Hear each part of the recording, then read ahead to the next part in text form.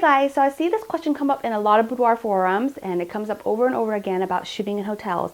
If you are a new photographer or if you are just starting to do boudoir, hotels are a great alternative, especially if you don't have a studio or you don't have a place in your home that you would want to shoot in. When I first started, that's what I did, and I thought I would talk to you guys a little bit about the challenges about shooting in hotels. This is kind of an update to an older video, so hopefully this will kind of help you if you are like newer to my channel.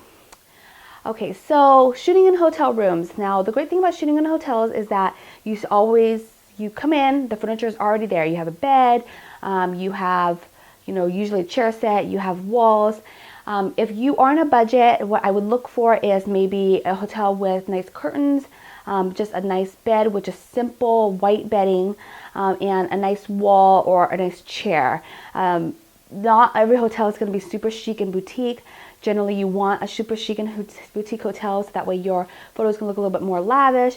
But obviously, the con of that is that you have to pass on that cost to the client. So a lot of people say, well, what do I charge if I'm going to shoot in a hotel? Well, you have to think about, well, what do you how long do you want the session to be? Do you want to spend 30 minutes per client? You want to spend 60 minutes per client?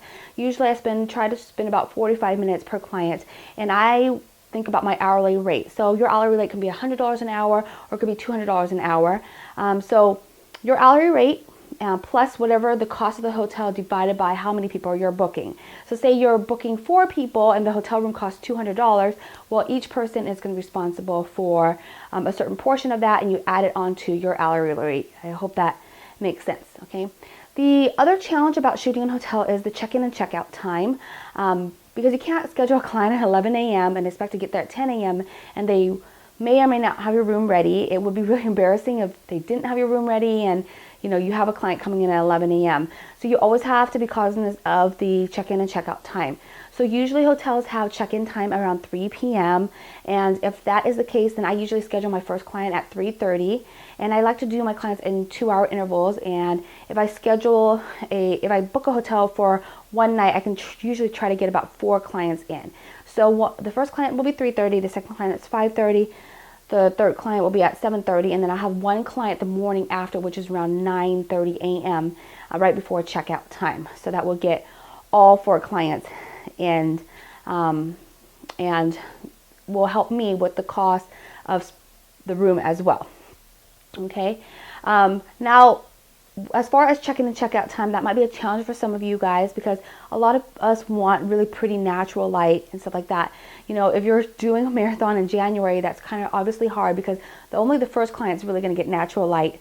All the other clients are probably going to get available light, or if you're used to using flash, then that would be obviously something I would learn to kind of help with that situation, especially if you're booking somebody at like 7:30 and they're not leaving until like 10 o'clock. Okay. Do you have to tell the hotel if you're shooting there? If they ask, then just say that you're there on business, you're a photographer, but you don't necessarily have to tell them. And actually, some of the hotels don't even want you to mention them if you are, posting their photos on your blog or something like that. I've had that happen to me before.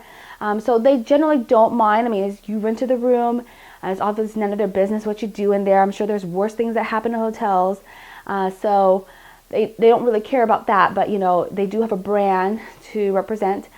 So they might ask you not to share their name as part of your blog and so forth. But that is your information to either hold or to tell them. But I wouldn't go too deeply into what you're doing. Just say you're a photographer, you're there for business. Okay. So that's what I found are the challenges and the pros about shooting in hotel rooms. If you have any other questions, make sure you email me. And as always, I do videos every week. Make sure to subscribe to this channel to keep on more tips and tricks. And I'll talk to you next time. Bye.